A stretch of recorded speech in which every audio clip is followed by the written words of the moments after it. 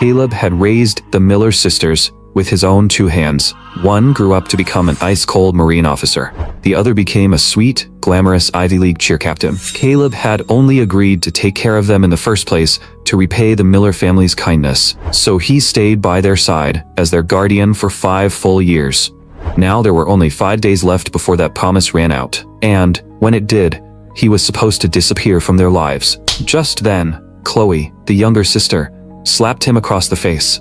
The blow sent Caleb stumbling straight into the wall. "Caleb, you shameless piece of trash. While my sister and I were away, you threw Sebastian out of the house and got him hit by a car." Caleb swallowed the taste of blood rising in his throat. Then he looked at Claire, who was sitting by the hospital bed, and said, "I didn't throw him out. He left on his own." "Chloe, you re-talking to your future brother-in-law like this? Aren't you afraid your sister might put you in your place?" Chloe immediately hurried back to the bedside to show where her loyalty stood. "Sebastian, don't get the wrong idea. The only man my sister has ever loved is you. As for Caleb, G.S. nothing more than the free live-in caretaker my mother left behind for the two of us. Right, sis?" Caleb looked at Claire, but she did not say a word. Still, the anger on that beautiful icy side profile was impossible to miss. Caleb let out a bitter laugh. What exactly had he still been hoping for? From the very first day he entered the Miller household, he knew the person Claire loved was Sebastian. Back then, Sebastian vanished without a trace to polish his future in Europe. Claire waited for him for 3 long years. Later, Mrs. Miller brought Caleb into the house. For the past 5 years, Caleb had done everything he could to take care of the sisters. He did not just raise Chloe until she turned 18. He also helped Claire step out of the shadow Sebastian left behind and rise all the way to captain. In Caleb's 4th year with the family, Claire had confessed her feelings to him. The two of them even had a small wedding at a local church.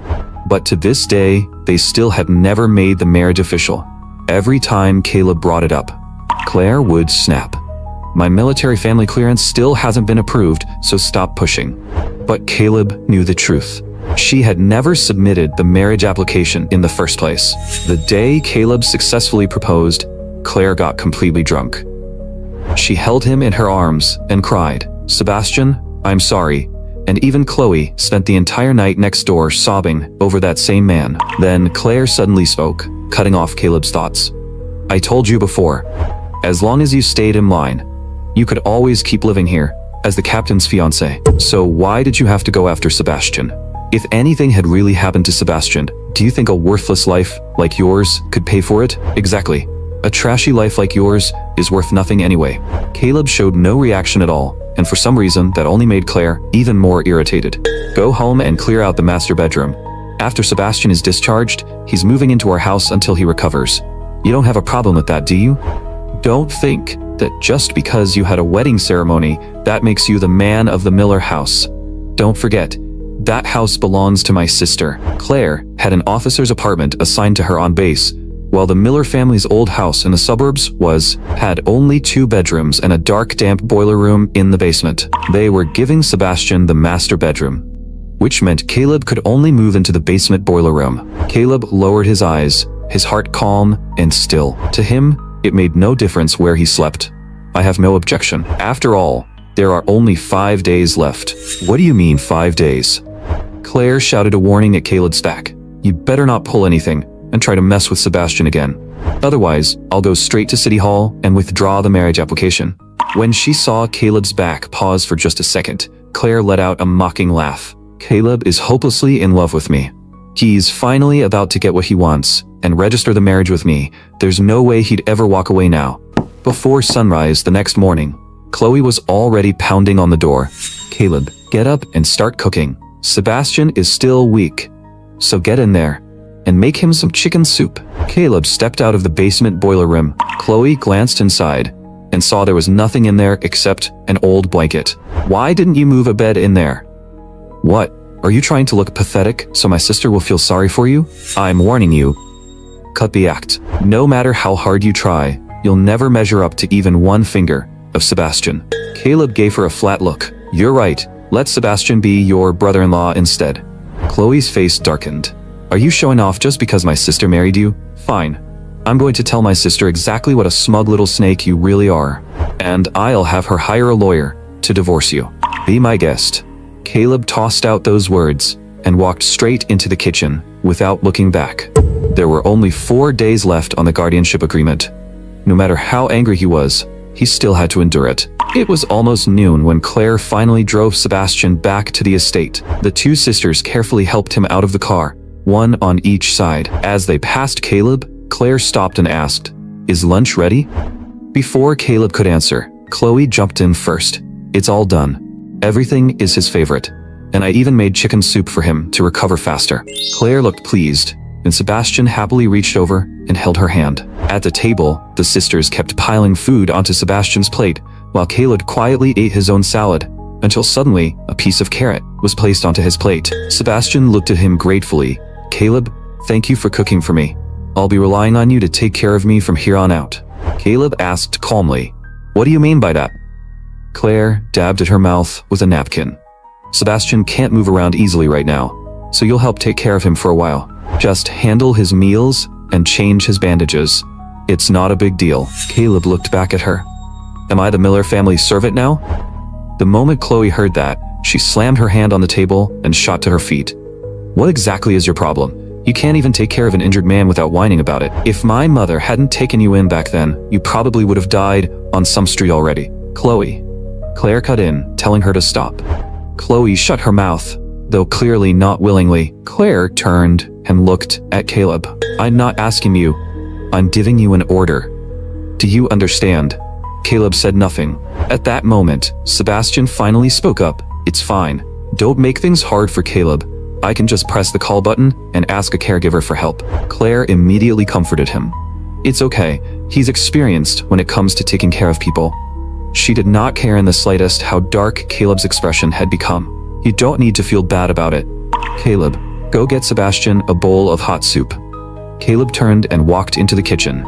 A moment later, he came back carrying a bowl of chicken soup. "Thank you, Caleb." Sebastian reached out to take it.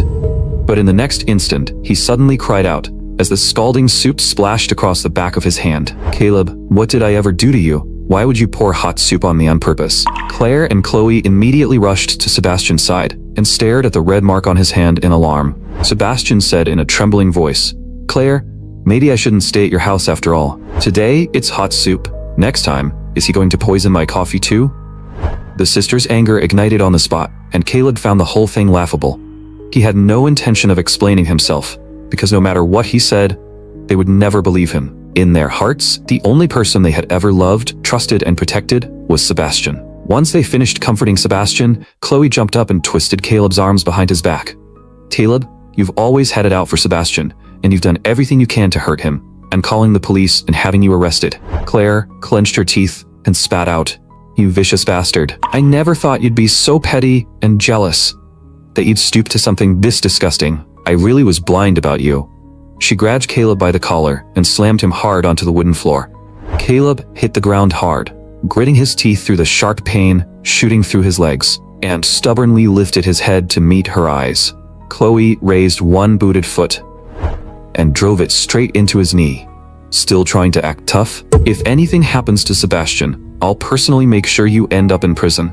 Caleb's knees crashed down onto the jagged shards of the broken bowl. Then the heavy front door slammed shut with a violent bang, and Caleb's body, pushed far past its limit, finally gave out as he collapsed in a pool of blood. The sharp smell of antiseptic filled his nose, and when Caleb opened his eyes, all he saw was a blank white ceiling. Was he dead? "Sir, are you okay?" An ER nurse was wrapping the wound on his wrist. "You lost too much blood, and if someone had brought you in even an hour later, you probably wouldn't have made it." Caleb's mind was still foggy. "Can you tell me who brought me here? Who else were you expecting besides my sister?" Chloe's mocking voice came from the doorway, where Claire stood with a dark expression on her face, while Chloe quickly made up an excuse and slipped away. Claire walked into the room, and Caleb looked at her warily. "What do you want now?" The moment she opened her mouth, it was another accusation. "Caleb, just to avoid admitting you were wrong, you actually pulled a cheap stunt, like slashing your own wrist?" Caleb frowned and turned his head away from her hand. "I don't know what you're talking about." Claire snapped. "You don't?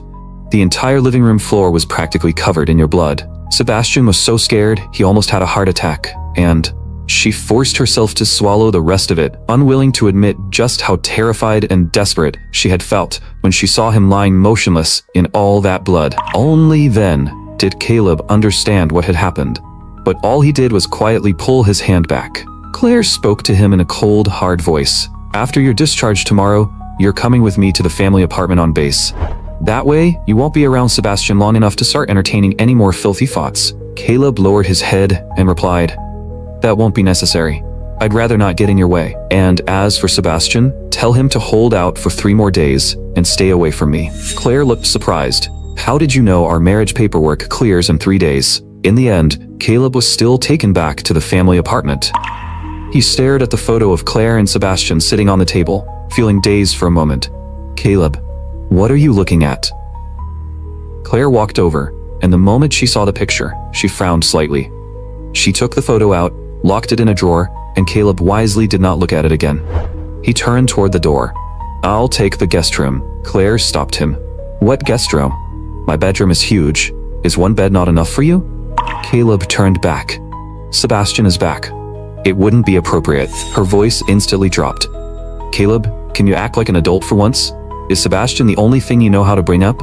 Don't make me regret marrying you." Caleb said nothing and sat down on the couch. Claire suddenly remembered the day she brought Caleb to the hospital, when shards of broken porcelain had been lodged all through his knees, and the cut on his wrist had still been bleeding nonstop. A sharp, numbing ache suddenly ran through her chest.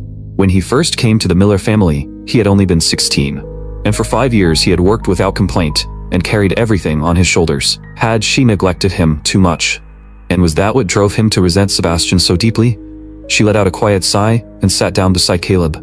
"Caleb, the reason Chloe and I treat Sebastian so well is because a few months ago, he risked his life to pull both of us out of a fire. People should know how to be grateful. As my fiancé, you should be treating Sebastian with even more respect." Caleb's pupils contracted sharply, and the scene of that fire seemed to flash before his eyes all over again. Claire had been on leave that day, and had taken Chloe to a restaurant to welcome Sebastian back. Then, a fire broke out in the kitchen and trapped all 3 of them inside a private dining room. By the time Caleb got there, the whole place was already swallowed by flames. The firefighters only managed to pull Sebastian out first, while Claire and Chloe were still trapped inside, both on the verge of death. Caleb was frantic. In the middle of the brutal winter wind, he dumped a bucket of freezing water over his own head, and then charged straight into the fire.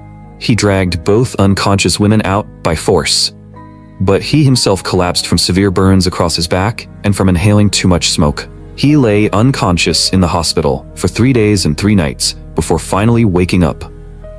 When he rushed home, Claire and Chloe no longer remembered that he had been the one who saved them. The only thing they believed in was Sebastian's so-called heroic rescue. Later, Caleb never found out what kind of trick Sebastian pulled, but somehow he managed to bring several reporters to the house to interview him about how it felt to save lives. From that point on, Claire and Chloe became even more convinced that Caleb was a manipulative man who would do anything to get what he wanted. That was when Caleb finally understood that no matter how much he gave them, they would never remember it, and they would never feel anything real for him. If that was the case, why should he keep throwing himself at them just to be humiliated? In the end, he had only saved them because of the contract anyway.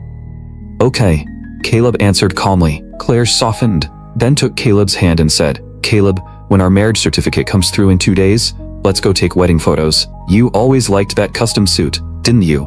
I'll take you to pick it out then." Caleb looked at the intimacy in her gesture and felt nothing but disgust. "Whatever you want." She could plan whatever she wanted. 2 days from now, he had absolutely no intention of showing up at any bridal studio. Outside the apartment, Sebastian's figure slipped past in a blur, his eyes swirling with vicious malice. He went to the base security office and filed for permission to receive a high-concentration corrosive chemical. Once that small bottle of dangerous, colorless liquid was finally in his hands, Sebastian curled his lips into a vicious smile. "Caleb, once your face is ruined, let's see what you'll have left to seduce Claire with." After Sebastian left, a woman stepped up to the window and asked the security officer, "Who was that man just now?" The officer handling the paperwork looked up, and the second he saw her, he jumped to his feet and saluted. "Officer Susan, that was Mr. Sebastian, the family dependent of Captain Claire from the East Coast Military District." The co-worker next to him immediately jabbed him with an elbow. "What are you talking about? Captain Claire's registered dependent is Mr. Caleb. The moment Susan heard that name, her pupils shook. Who? The officer quickly answered Caleb. If you want, Officer Susan, I can pull up the file and show you. A moment later, a manila folder was placed in Susan's hands. She clutched those papers tightly, her gaze moving over Caleb's photo again and again, until she could no longer contain herself. She hurried back to her office and placed an encrypted call. Hello, please connect me to Director Smith's office at the Federal Security Bureau. A moment later, a stern voice came through the line. Susan, did you find a lead on the spy? Susan, her hand was trembling so badly around the receiver that her voice shook with excitement. Uncle, after all these years, we finally found Caleb.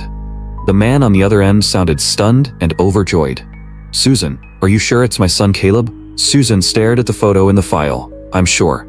I would never forget his face for as long as I live. Director Smith's voice rose with emotion. Good, good. Thank God. That once-in-a-century Mississippi River flood took my wife and child away from me. I searched for 10 years, and now I finally have an answer. Director Smith immediately grabbed his coat and headed for the door. Susan, I'm getting on a private plane right now. I'll meet you there, and we'll bring Caleb home together. The next day, Claire was off duty and brought Caleb back to the estate. The moment they stepped inside, they were met with a trashed living room and takeout garbage scattered everywhere. Chloe only woke up close to noon, and the second she saw Caleb, she barked, "Finally back? Then hurry up and clean this place. It's disgusting." Caleb turned to go get the vacuum. But Claire stopped him.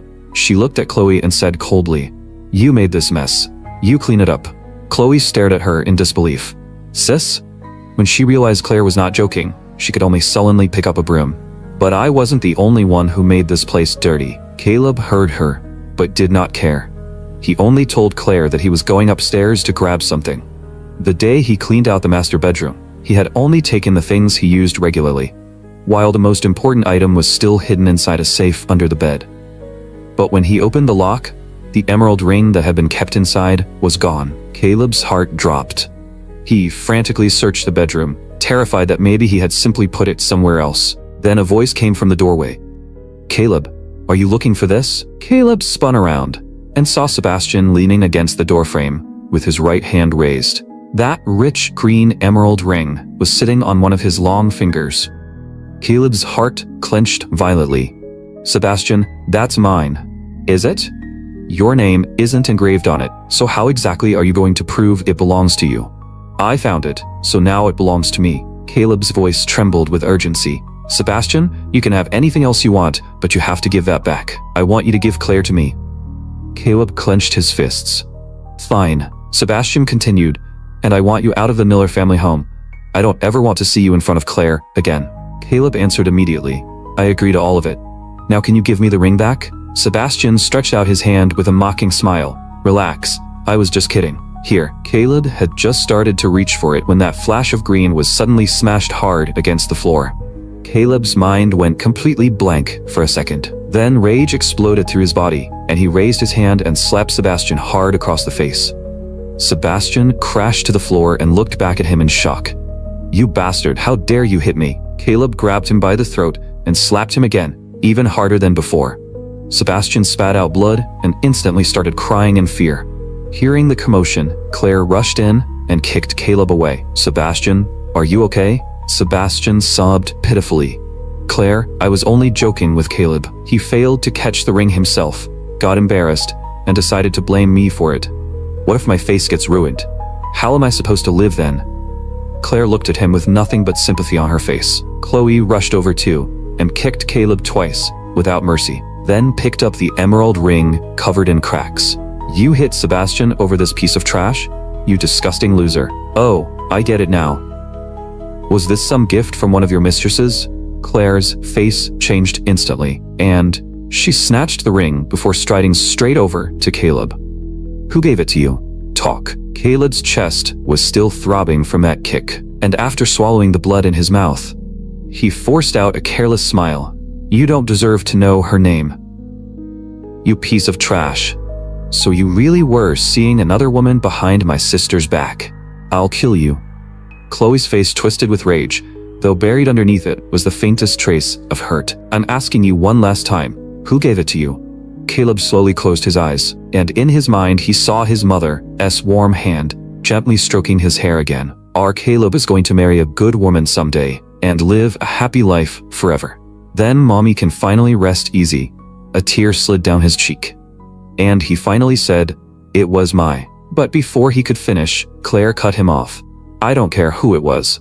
From now on you can only be my husband." In the next second, she hurled the emerald ring straight out the window, and Caleb could almost hear it shatter into dust across the driveway. He forced himself up, staggered toward the window, and screamed at the top of his lungs.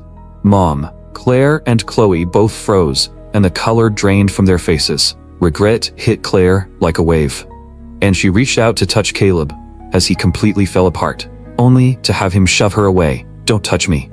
It was the first time Claire had ever been rejected by him like this, and the pain in her chest turned heavy and sharp. "Caleb, I'm sorry. I lost control." Caleb stared blankly ahead and murmured in a hollow voice, "One more day." Claire's eyes lit up at once, and she nodded quickly. Right, one more day, Caleb. Tomorrow we'll finally be husband and wife in the eyes of the law." Caleb pressed a hand over his chest and said, each word sounding like it had been dragged through blood, "Claire, I hate you. I will never marry you." Claire's face went white in an instant. "What are you talking about, Caleb? The background clearance has already been submitted to the Pentagon. No matter how angry you are, you can't say something like that." Caleb held his stomach and limped toward the door, his voice cold enough to freeze the room. "I'm going to City Hall right now to cancel the application." Claire had never seen him look so broken and hopeless, and for a moment, she did not even dare reach out to stop him. Her eyes turned red as she grabbed his arm. "Stop, Caleb. Are you really going to cancel it?" Caleb never even looked back, while Claire's fingers only tightened harder and harder around his arm. "Why? Even if I accidentally threw out your mother's ring just now, I already apologized, didn't I?" Caleb let out a bitter laugh. "Apologized? Claire, you were the one who said that if an apology solved everything, then what would we even need the police for?"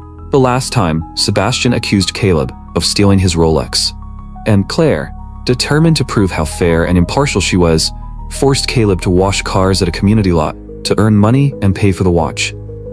In the dead of a Boston winter, his hands stayed soaked in ice water from morning till night, until the chilblains swelled up thicker than carrots. He could not take it anymore and begged in a low voice, "Please, Claire, I'll admit I was wrong." But all she did back then was glance at him coldly and say, "If apologies worked, then what would we need the police for?" Now those very words had come back like a boomerang and stabbed straight into her own heart. So words really could pierce through a person and make them bleed without end.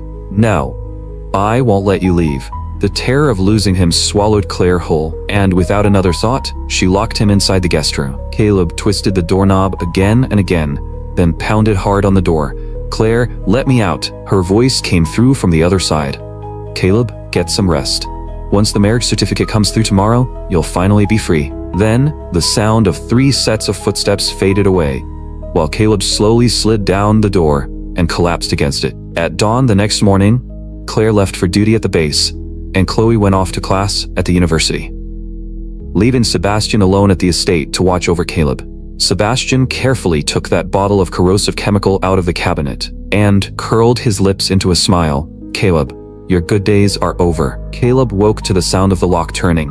So weak he could barely see straight, Sebastian slowly sat down on the edge of the bed.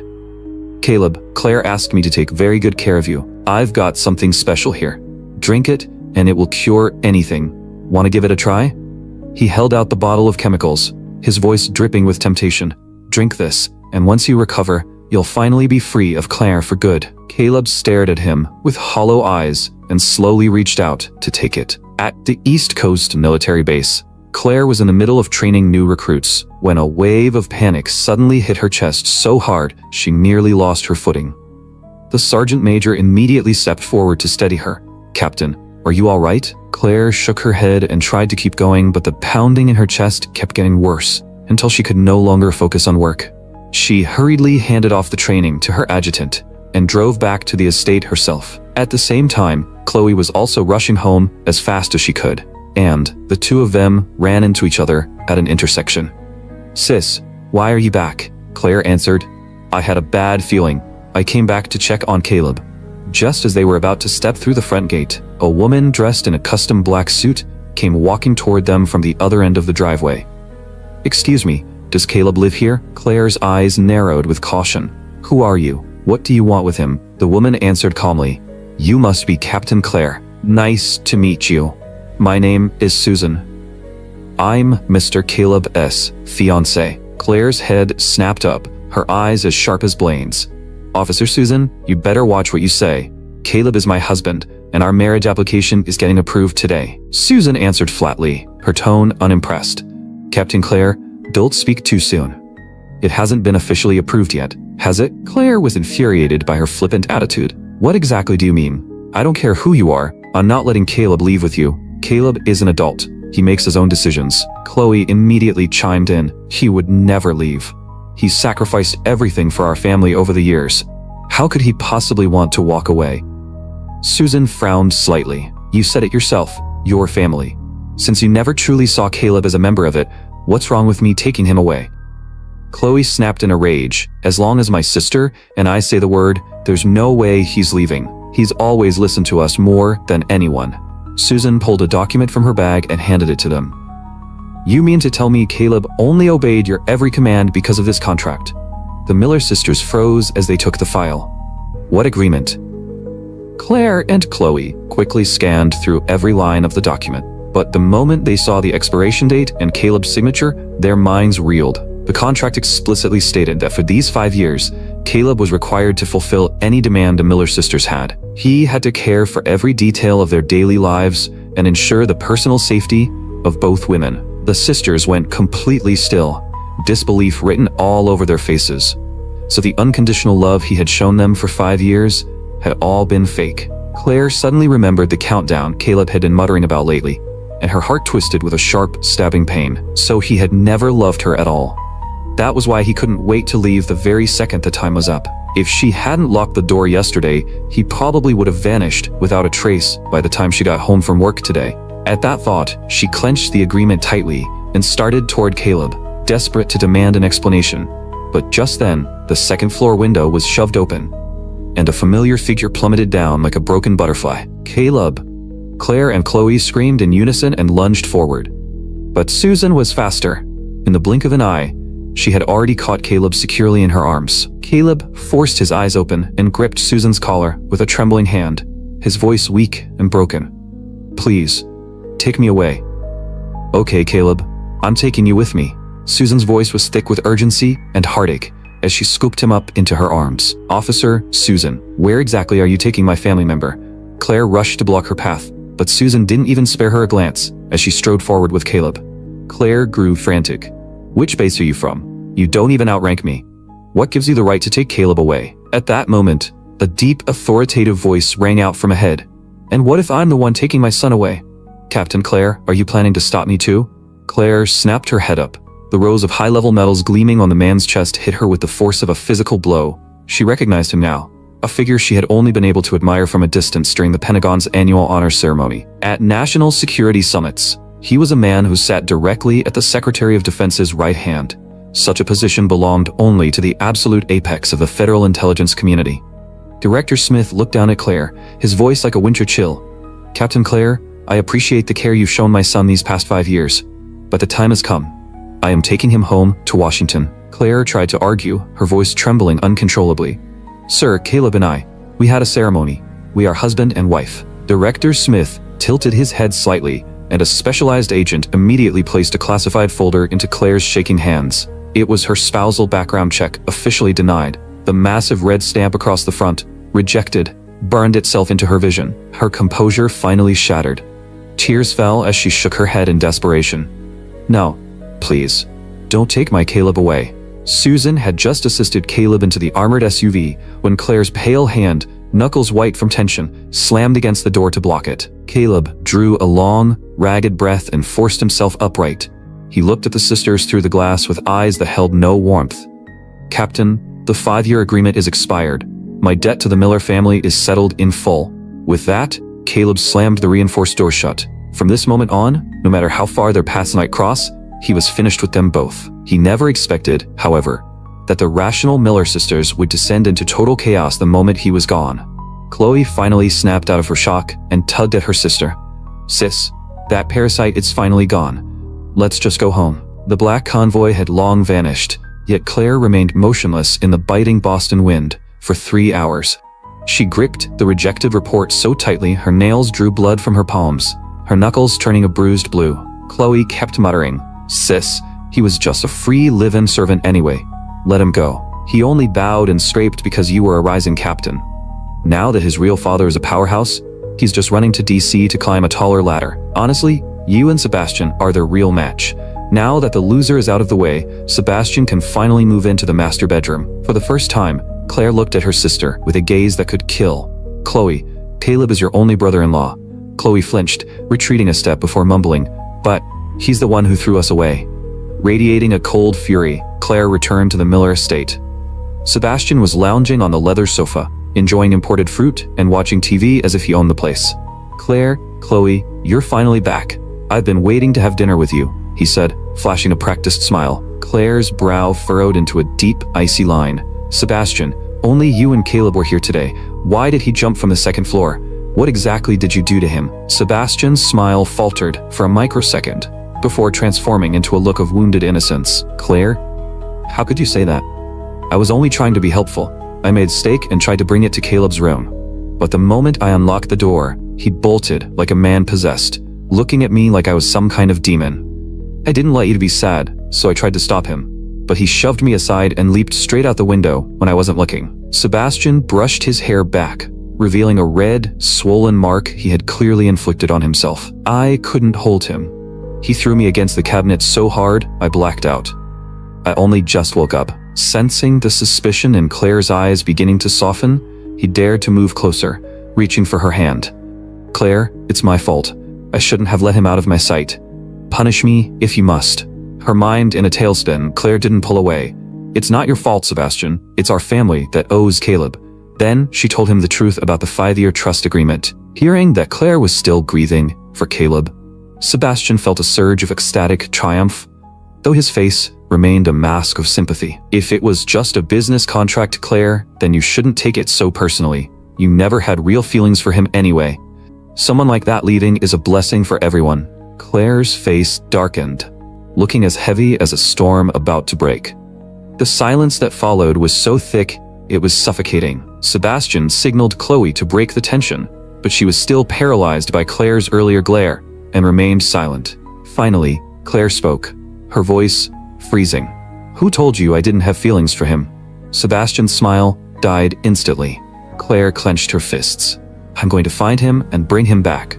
For the rest of my life, my husband, in name and in law, will be Caleb, and no one else." Sebastian's face drained of all color. The next morning, Chloe woke up and habitually shouted toward the hallway, "Caleb, where's my breakfast? I'm late. Why didn't you wake me up?" The silence that followed hit her like a punch. Caleb was gone. The empty hallway sent a chill of genuine panic up her spine. Claire was already in her crisp army dress uniform, standing at the top of the stairs like a ghost. Then, a voice floated up from the kitchen. "Claire? Chloe? Come down for oatmeal and coffee." For a split second, they thought a miracle had occurred. They rushed downstairs. But standing by the island in an apron was Sebastian. The crushing disappointment on their faces was visceral. Sebastian ground his molars together, seeing their reaction. "I made breakfast just for you.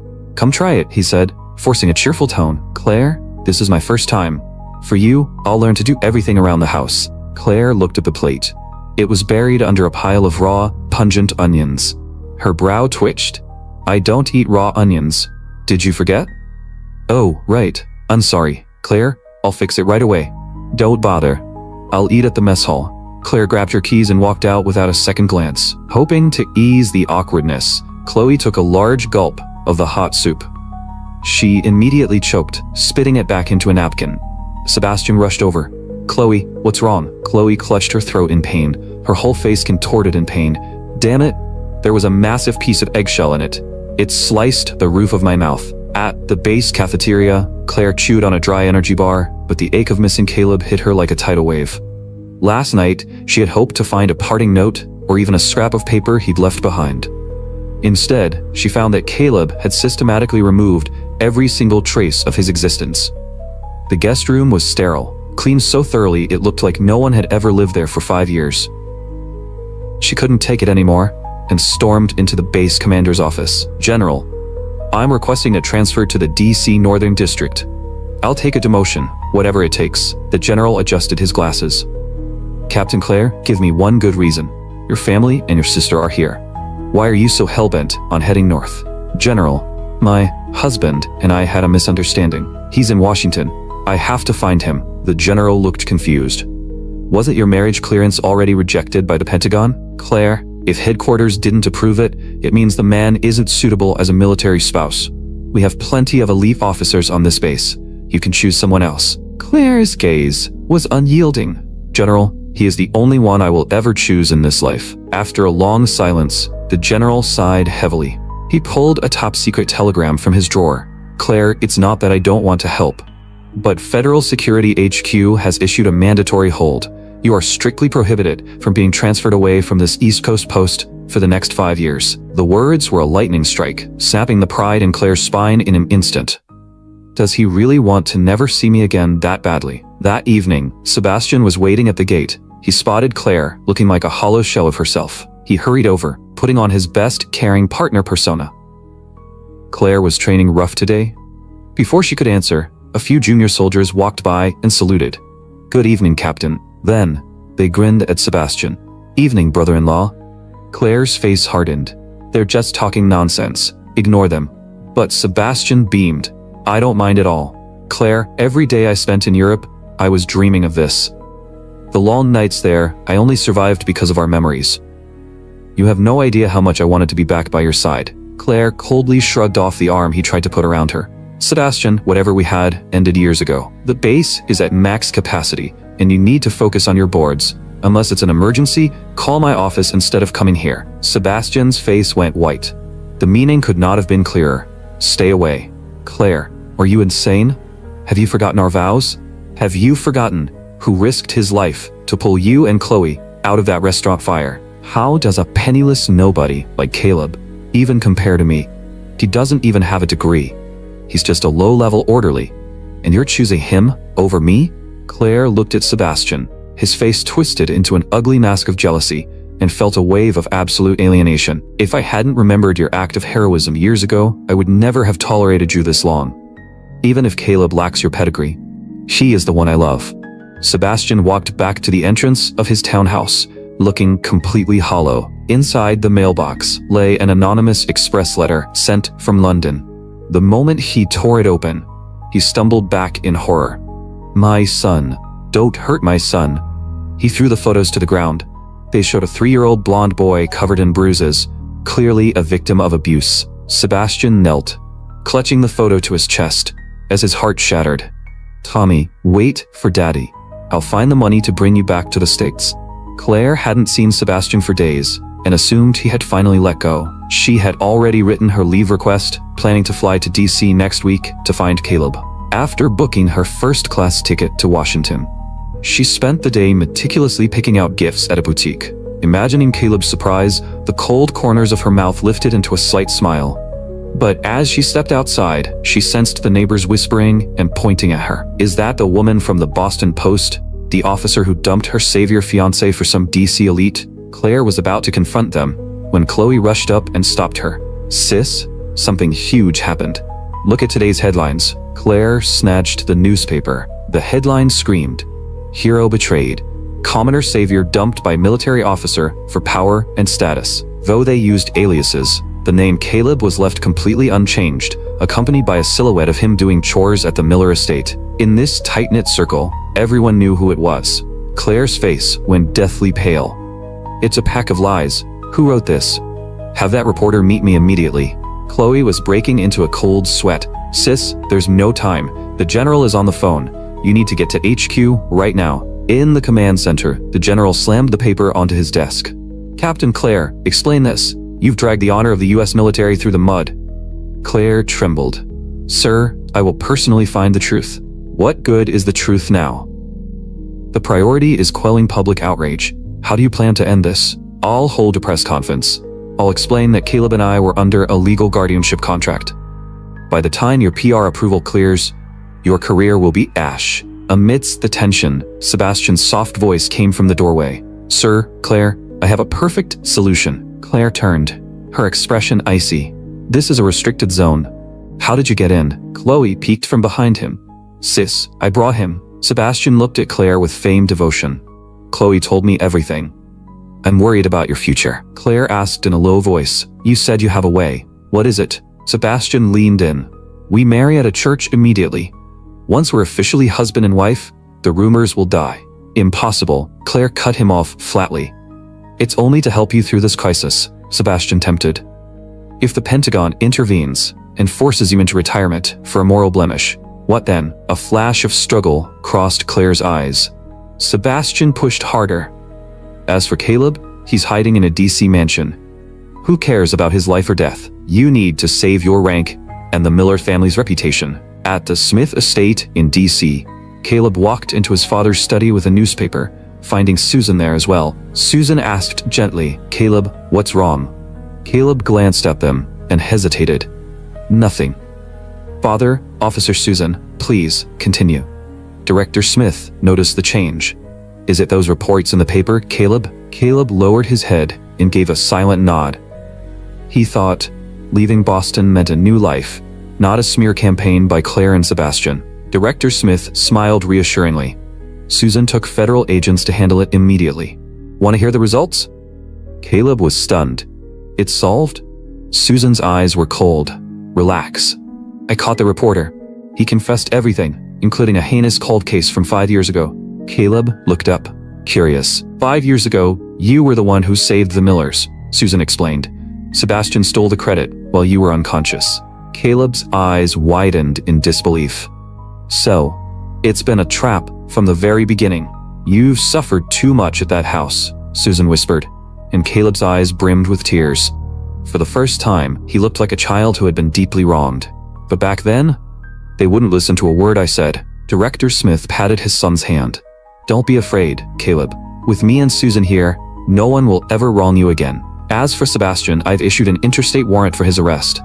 The Boston police chief, acting on federal orders, personally led the team. 2 police cruisers with sirens blaring sped into the base courtyard. In the HQ office, Sebastian was still anxiously waiting for Claire's answer.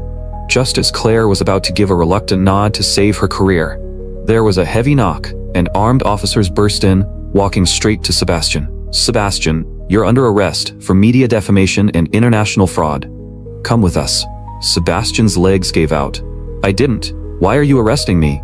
I didn't write those reports. I'm the victim. Claire, help me. Claire was confused, but years of habit made her step in front of him. Officers, there must be a mistake. Chloe screamed. Exactly. Sebastian is a hero. He'd never do this. The lead officer was expressionless. Captain Claire, we know your relationship with the suspect, but do not let personal feelings obstruct justice. Claire was furious. What is that supposed to mean? Don't I have the right to question this? The officer sighed. If you don't believe us, listen to this witness yourself. 2 officers brought in a haggard man in handcuffs. Claire recognized him immediately. Reporter Chen. The reporter knelt, sobbing. Captain Claire, I confess. Spare me. Sebastian hired me. He paid me to smear Caleb to force you to marry him. His goal was to use public pressure to coerce you. And the fire news from 5 years ago. He paid me to fake that too. Claire felt like she'd been struck by lightning. She grabbed his collar. Say it again. The reporter wailed. The one who saved you was Caleb. Sebastian just stole the credit while he was unconscious. Realizing it was over, Sebastian screamed, No, Claire, listen to me. This gambler is lying. He's slandering me. Claire felt her head might explode. The sharp pain almost made her faint. Shards of the past, hidden by lies, began to reassemble in her mind. In the flames, a soaked figure had charged toward her. She finally saw clearly. It was Caleb. Claire, keep breathing. I'm getting you out. That was Caleb's raspy voice. He used every last ounce of his strength to pull her and Chloe out of the restaurant. Claire's eyes were terrifyingly red. She turned and slapped Sebastian with all her strength. You despicable liar. Sebastian clutched his swollen face. Claire, you're hitting me over the words of some reporter? Is 5 years of emotion worth less than a broken journalist? Claire was shaking. You destroyed Caleb's trust in me. You made me look like a fool for 5 years. It's all because of you, Sebastian snapped. Claire, even if I lied, don't you forget. The ones who truly hurt and humiliated Caleb were you sisters. You think you can just wash your hands of it now? No way. You're the ones who destroyed him. Claire froze on the spot. It was her distrust, her pride, and her neglect that had driven the man who loved her to despair. Claire saluted the general. Sir, I'm requesting a week's leave. I have to go to Washington immediately. I owe him an apology. And the I love you, that is 5 years late. Outside the University of Washington library, snow fell softly. Caleb stepped out and ran right into Susan, who was waiting there specifically for him. Officer, Susan. She smiled and corrected him. Caleb, just call me by my name in private. Caleb looked at his childhood friend. Over the years they were apart, she had transformed into such a radiant and independent woman. Meanwhile, he had wasted 5 years in Boston, feeling like the gap between his world and hers was growing wider. He suppressed the inexplicable sense of inferiority and whispered, that doesn't seem to follow protocol. They walked side by side along the snow-covered campus paths. Passing 2 snowmen on the lawn, Caleb stopped instinctively. Susan turned her head and asked, want to play? Caleb shook his head reflexively. During those 5 years at the Miller house, she had always been like a spinning top, tending to every detail of the estate. It had been far too long since he knew what real fun felt like. No matter how much he gave, Claire and Chloe would only mock him as a boring house servant who only knew his way around a stove. Susan suddenly reached out and squeezed his hand. It's okay, Caleb. Even if the director asks later, I'll say it was my idea. Don't be afraid. Caleb was startled by the warmth of her palm. It felt as if the ice around his long-frozen heart was finally starting to melt. Like 7-year-old children, they plucked extra buttons from their coats and pressed them onto the snowmen's faces for eyes. Looking at the goofy snowman, Caleb finally let out a long-lost, hearty laugh. By the time they returned to the Smith residence, his father had already finished dinner. Seeing them covered in snow and looking a bit disheveled, his father joked, "Did you two get mugged by a blizzard?" Caleb and Susan shared a look, and he laughed. "Dad, Susan and I built a snowman. Director Smith poured them hot cocoa to warm up." "Susan, you brat. Why aren't you taking Caleb to a cocktail party? Do you still think you're crawling around in diapers together?" "Director, why don't you mention the time you threw your back out in a snowball fight with the agents last year?" Susan fired back playfully. Director Smith laughed in embarrassment. "All right, Susan, have a little mercy." Susan took the win and turned to Caleb. "Will you come to the movies with me tomorrow night to see that new release, please?" Caleb's eyes lit up and he gave a small nod. "I'd love to." Susan stayed with Caleb for a late-night snack before leaving. Caleb walked her down to the steps. "Goodbye, Susan." "It's see you tomorrow, Caleb," Susan corrected him. "Sweet dreams, dear." She waved and vanished into the snow. This warm interaction was caught perfectly by his father standing on the second-floor balcony. After closing the door, his father hurried downstairs and asked, "Caleb, what do you think of Susan?" Caleb lowered his head shyly. She's really wonderful." His father patted his son's shoulder with emotion. "All these years, she never gave up looking for you. In the intelligence community, the elites are lined up to pursue her. But she always said her heart was already taken. I can tell, Susan is someone who sincerely wants to walk beside you." Caleb's heart trembled. Susan was so exceptional and loyal. How could he ever truly forget the girl who always stood behind him, protecting him? The next evening, Caleb dressed up early and waited at the estate gates. "Caleb." He looked up. Susan wasn't wearing her cold black suit today. Instead, she wore an elegant dress under a coat, looking breathtakingly beautiful. Susan stared at him intently. "You look so handsome today, Caleb." Caleb offered a shy smile. "This is the first time I've been to a movie theater in years. I wanted to dress properly." She teased, "I guess I'm benefiting from that Hollywood movie's influence." Caleb felt his face flush, and his gaze softened. Before he could speak, a raspy, trembling voice cut through the air. "Caleb, I finally found you." Claire strode toward them. When she saw the polished, radiant Caleb, her eyes filled with undeniable awe. She reached out toward Caleb, her voice pleading. "Caleb, it's only been a few days, but I almost didn't recognize you." Caleb's gaze was indifferent, as he sidestepped her reaching hand without saying a word. Claire was stunned by his coldness. "Caleb, come back to Boston with me. I'm here to take you home." Susan spoke up coldly from the side. "Captain, have you not woken up yet? Washington is Caleb's real home. Seeing the intimacy between them, Claire's nails dug into her palms with jealousy. "Miss Susan, please maintain a proper distance in public. Let go of Caleb." Susan fired back.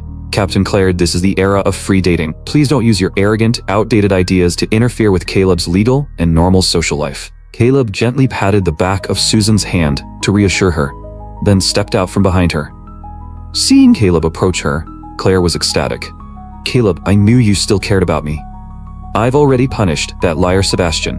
You can stop being angry now." Hearing her superior tone, Caleb found it both absurd and hilarious. Even now, she actually thought she could push all the blame onto a petty clown, completely failing to realize that she was the one holding the knife.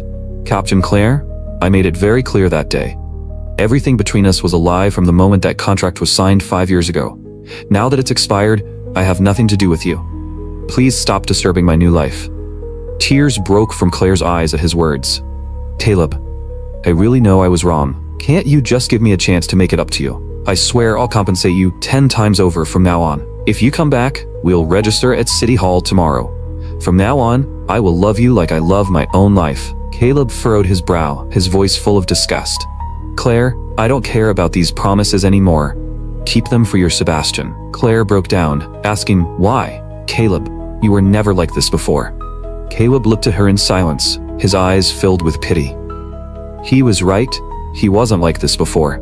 Before, he would only follow Claire's every command like a loyal dog, his whole day revolving around her mood. Before, he could endlessly tolerate her cold violence, her prejudice, and her sharp pride. But his bone-deep pleasing only earned him endless verbal abuse and a rib broken by her kick.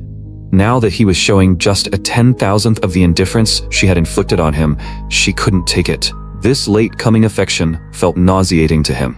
Seeing that he remained unmoved, Claire frantically pulled several items from her expensive Hermes bag. "Caleb, I brought you gifts. See if you like them." She tremblingly held out several exquisite boxes. "This is the custom suit you've been dreaming of, and the white rose seeds you wanted to plant in the yard that never grew, and your favorite handmade donuts from New York." Caleb looked at those items, feeling only ultimate disappointment and a sense of the ridiculous. "Claire, this custom suit is the one I tried on the first and only time you took me shopping downtown in the past 5 years. But that day, you drained every dollar on the card to buy Sebastian an outrageously expensive cashmere coat and left me alone in the store. I planted those white roses because you were always writing in your diary about how much you liked them. But the only reason you liked white roses was because Sebastian used to give them to you all the time in high school. And Claire, after 5 whole years, you still didn't know I'm severely allergic to nuts and chestnuts?" Claire's eyes went blank at once. "You're allergic to chestnuts?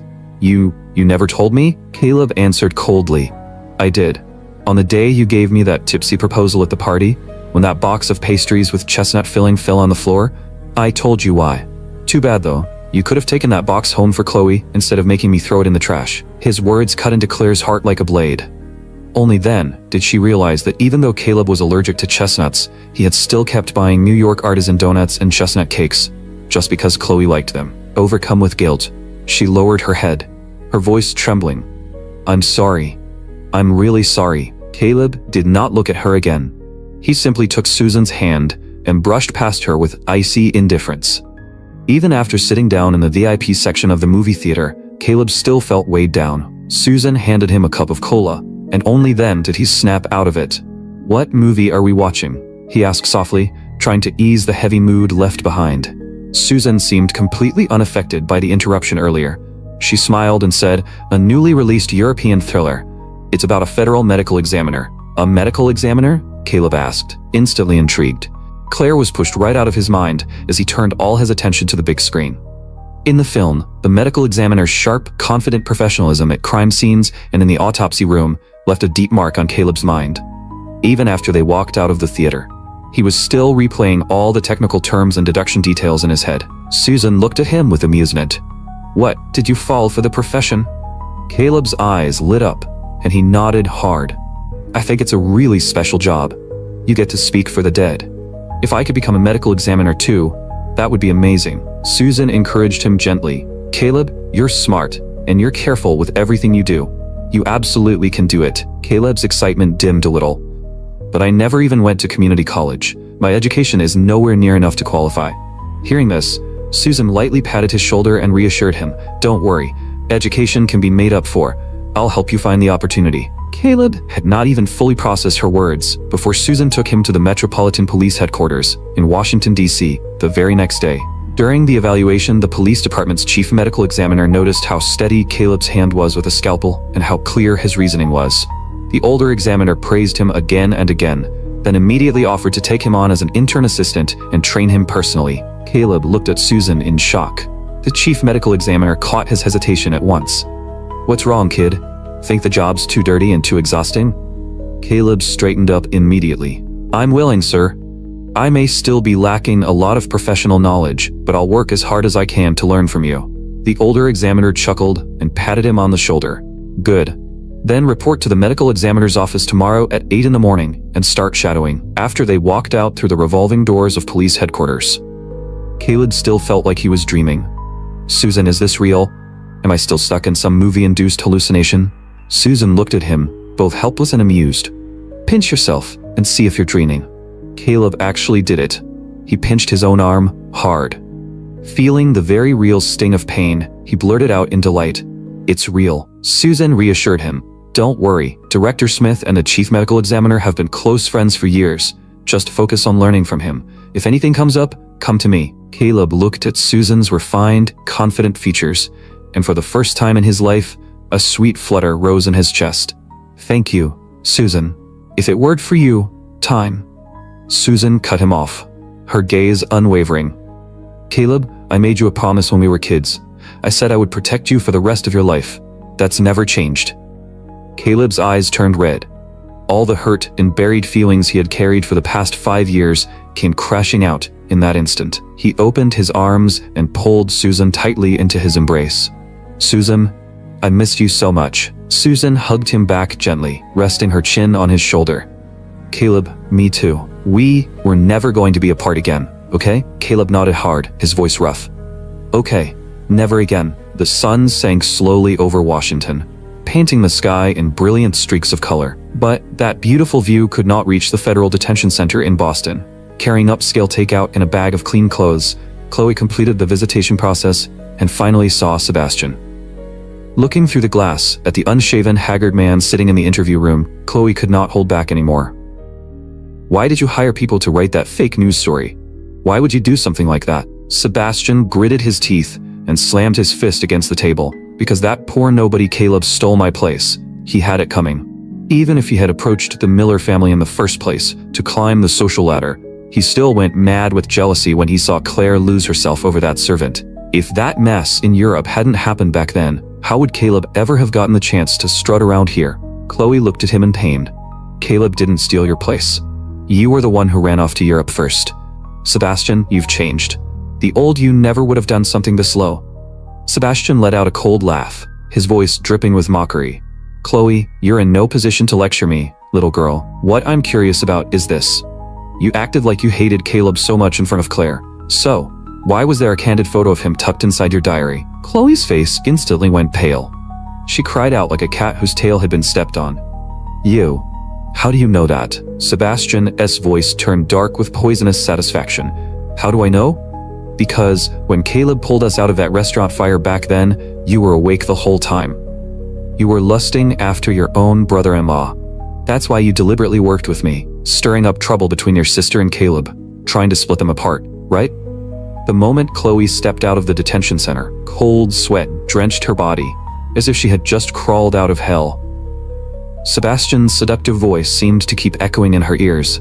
"Chloe, we want the same thing. Work with me. Help me, okay? When it's done, I get Claire's money, and Caleb will be yours." On Caleb's first day at work, there were no homicide cases in the department, so the chief medical examiner handed him several thick original textbooks on anatomy. Forensic medicine was already an extremely specialized and difficult field. The older examiner had assumed this young man, who had never even gone to college, would start nodding off before making it through an hour. But to his surprise, Caleb sat quietly at his desk, studying the material for the entire morning, filling a whole notebook with neatly written technical terms. At lunch break, Susan arrived at the medical examiner's office, carrying an insulated lunch container. Only then did Caleb reluctantly close the anatomical atlas in his hands. Susan laid out each carefully prepared dish, one by one, on the table. I made your favorite honey glazed ribs from when you were little. Try them and see if my cooking's gotten rusty. Caleb picked up his knife and fork, full of anticipation. Just from the smell alone, this is already Michelin level. Back at the Miller estate, every meal he prepared had to cater first to Claire's low-fat diet for maintaining her figure, and Chloe's picky taste. No one had ever truly cared what the person doing the cooking actually liked to eat. If you like it, I'll drive over and bring you lunch every day from now on. Susan had barely finished speaking when Caleb was about to bring a rib to his mouth. Just then, a young civilian officer knocked and stepped inside. Assistant Caleb, someone's here to see you in the lobby. A lady says she came all the way from out of state to bring you lunch. Caleb and Susan exchanged a puzzled look. Caleb set down his knife and fork and followed the officer downstairs to the lobby. There, standing at the reception desk in casual clothes, was Claire. Caleb, I heard you were interning here, so I flew over just to bring you your favorite French lunch. Caleb frowned tightly. For the first time in his life, he found Claire utterly unreasonable. You really didn't have to. I already have lunch. Claire looked at Susan standing behind him, and the hostility in her eyes was impossible to miss. Officer Susan, thank you for using your authority to arrange a job for my husband. But next time, please don't interfere so deeply in the private matters between Caleb and me. Caleb finally lost his patience, his voice full of distance and irritation. Captain Claire, I'll say this one last time. From beginning to end, what was between us was nothing more than a trust agreement. Claire cut him off anxiously. Caleb, I already know the full truth about that fire 5 years ago. But what about the 5 years we spent living together day and night? Was all of that fake too? The way you took care of me, the way you looked after me when I was sick, I felt all of it. I don't believe for a second that you never had any real feelings for me. Caleb looked at the proud woman standing before him and said flatly, I admit it. In the first 2 years of that agreement, I did have some unrealistic hopes for you. Hope instantly flared back into Claire's eyes. I knew it. Caleb, I've completely cut ties with Sebastian, that lying piece of trash. I promise you, he will never appear in front of you again. He'll never get the chance to ruin our lives again. Come back to Boston with me, Caleb.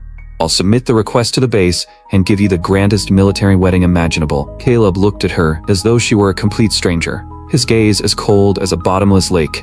You were mistaken. The moment I realized you would trample on my dignity again and again for Sebastian's sake, I stopped being capable of loving you. That tiny bit of foolish hope I had to repay kindness was completely worn away the day you made me wash a car in freezing water for him and forced me to bear accusations I never deserved. Claire, eyes filled with desperation and pleading, as tears spilled out. Caleb, don't say something so cruel. I haven't had feelings for Sebastian in a long time. The one I love now is you. Even Chloe knows she was wrong. She wants to apologize to you in person. We really miss you at the estate. Caleb curled his lips into a cold, mocking smile. Do you miss me as a person? Or do you miss the all-purpose housekeeper who made your low-fat meals, ironed your uniforms, obeyed your every order, and never asked for a paycheck? What the Miller family never lacked was me. What you lacked was a guard dog that came running whenever called. A bone-deep chill swept through Claire's heart, leaving her almost unable to breathe. No, Caleb, it's not like that. Caleb lowered his eyes, his tone calm and utterly without emotion. Claire, I'm grateful Mrs. Miller took me in when I had nowhere else to go. But I paid that debt back with 5 years of my youth, and I almost left my life behind in that fire. That kindness has long since been repaid. Now I have a life of my own, and I'm going to build my career in Washington. Claire jerked her head up and rushed forward, trying to grab his hand.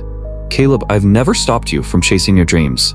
After we remarry, you can study forensic medicine at the best university in Boston. Family and dreams can exist together. Caleb took a step back and avoided her touch. To me, the Miller estate is a cage that broke my wings. I've had enough of living under someone else's roof. Let's part on decent terms. Claire, don't force me to hate you completely. His words struck her like 1,000 arrows through the heart, instantly shattering the last of Claire's emotional defenses. She could not even bring herself to meet Caleb's ice-cold eyes anymore. She turned around and walked out of police headquarters like a lost soul, hollow and broken. Watching her retreating figure, Susan let out a cold snort. When you had him, you treated him like dirt. Now that he's gone, you come running back to play the devoted lover. Who exactly is that performance for? Caleb rarely got to see this sharp-tongued side of a high-ranking official, and he could not help finding it a little funny. Susan reached over possessively, took his hand, and laced their fingers together. Caleb, I will never treat you the way that stupid woman did. Caleb squeezed her hand back tightly and said softly, Susan, I believe you. Under the chief medical examiner's full guidance, and with Caleb studying day and night without rest, in just half a year, he had already skipped past the basic theory stage and was able to skillfully assist with complex pathological autopsies. When Washington's homicide division was short-staffed, he was even specially approved to accompany agents to active murder scenes for field investigation. Meanwhile, back in Boston, because there was no direct fatal evidence against him, Sebastian was finally released from the detention center after posting an enormous amount of bail. Dragging his unsteady body along, he returned to his run-down rental apartment. The very first thing he did after getting back was check the mailbox outside his door, frantically digging through the mountain of letters inside. In the newest envelope, there was no blackmail letter. There was only a black and white faxed copy. It was a death notice from the London slums. His son Tommy, because Sebastian had been out of contact for half a year and failed to keep paying the steep protection fees, had been executed by a local gang. In the photograph, the blonde little boy lay in a filthy, narrow alley with his eyes closed, still clutching the cheap toy car Sebastian had bought him before leaving Europe. Even in death, he had not let it go. Sebastian let out a beast-like wail, tears and snot smeared across his face. Why? Why did I end up with my whole life destroyed? Why does Claire get to abandon me, while that broke loser Caleb gets to go to Washington and live like upper class? It's all their fault. They drove me to this. They killed my son. Sebastian staggered to his feet, his eyes bloodshot with consuming hatred. Like a madman, he yanked open a drawer and pulled out the bottle of highly concentrated corrosive sulfuric acid he had kept hidden away. Caleb, Claire, I'll make both of you pay for my son's death with your lives. Back in Boston, Chloe returned to the Miller estate after class. The moment she pushed open the door, a thick, harsh smell of whiskey hit her in the face. Ever since Claire came back from Washington, D.C. after getting nowhere, the once proud army captain had completely fallen apart and spent every day locked inside the house, drowning herself in alcohol. Looking at the room littered with empty liquor bottles, Chloe finally snapped and stormed into the master bedroom. Sis, how long are you going to keep wasting away like this? Claire lifted her head with drunken, unfocused eyes, her face streaked with tears. How could he have never loved me? How could he be that cruel? 5 years together, and he just walked away like it meant nothing? Chloe froze for a second, and once she realized the person Claire was mumbling about was Caleb, a secret spark of joy actually rose in her heart. If Caleb had never truly loved her sister, then did that mean she still had a chance? After settling the drunken Claire down, Chloe was just about to go out and buy lunch when she saw a messenger from the base hurrying over. Chloe, where's the captain? I've got good news for her. Chloe paused. What good news? The messenger answered right away. The 2 senior medical examiners sent from Washington, D.C. to assist the state police have arrived, and one of them is Officer Caleb. Chloe's heart jolted hard, and before she could say another word, she turned and ran outside in a rush. After Caleb and the older medical examiner got fully briefed on the Boston serial case, they threw themselves straight into the work. 5 hours later, Caleb submitted a detailed autopsy report to the State Major Crimes Unit. After that, he and the older examiner walked out of the police station, ready to head back to the hotel and rest. The moment they stepped outside, a sweet, affected voice called out, Caleb. Caleb looked up and saw Chloe standing there with a bouquet of red roses, obviously dressed up for the occasion. Caleb frowned in surprise. What are you doing here? Chloe forced out a sweet smile. I heard you were back in Boston on assignment, so I came to welcome you. As she spoke, she stepped forward with a smile and held the roses out to him. Caleb took a step back and made no move to accept them. Thanks, I appreciate the thought, but take them back. Move aside, please. I need to get my teacher back to the hotel. Chloe parted her lips, her eyes reddening with grievance. Caleb, I've been waiting here for you all afternoon. As she said that, she cast a pitiful glance at the older medical examiner beside him. The older examiner instantly got the picture and said with a smile, Kid, you don't need to walk me back. If you got personal business, go handle it first. Caleb had wanted to make things crystal clear with Chloe anyway, so he could only apologize to the older man first. Sorry, sir, please be careful on your way back to the hotel. Lowering his voice, the older examiner teased him with a grin. Go and come back quick. Otherwise, if Susan asks later, I'm not covering for you. After Caleb smiled and watched the older examiner get into the car, he turned back to Chloe, and the warmth in his eyes vanished instantly. "Let's go. We'll find somewhere to talk." Seeing how completely different his attitude was before and after, Chloe instantly felt bitter and unbalanced. "You smiled at him so warmly just now. Why won't you smile at me like that, even once?" Caleb looked at her like she was insane. "Who I smile at is my business. If you want someone smiling to please you, go find your Sebastian." By now, the name Sebastian was like a poisoned thorn buried in the Miller sisters' hearts. The moment they heard it, it stung. Chloe bit her lip and said softly, "I won't bring him up anymore." The two of them walked into an upscale restaurant, and before all the dishes had even been served, Chloe could not hold it in any longer. With a pitiful expression, she went on and on about how miserable the past 6 months had been, how much regret and guilt she had been drowning in, and how all she wanted was the chance to apologize to him in person and make it up to him properly. Caleb almost laughed. "So what? You want me to go back to the Miller estate, remarry your sister, and go right back to serving your whole family for free?" Chloe stared at Caleb's hand resting on the table, steeled herself, and reached out to grab it. "Caleb, I know you don't love my sister. Marry me instead. I'll get into an Ivy League school, and after I graduate, I'll go to Wall Street and give you a good life." Caleb yanked his hand back like he had been electrocuted, so shocked that his voice jumped. "Chloe, have you lost your mind?"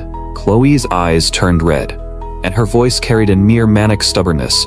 "I'm not crazy, Caleb. You've taken care of me for so many years. I put you in my heart a long time ago. My sister didn't know how to value you, so let me love you the way you deserve." Caleb felt his scalp go numb, and his stomach churned. "Chloe, I'm warning you.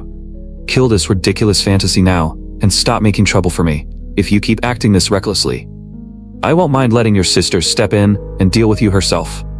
With that, he grabbed his coat and hurried out. Chloe chased after him and threw her arms around him from behind at the restaurant entrance. "Caleb, I'm sincere about you.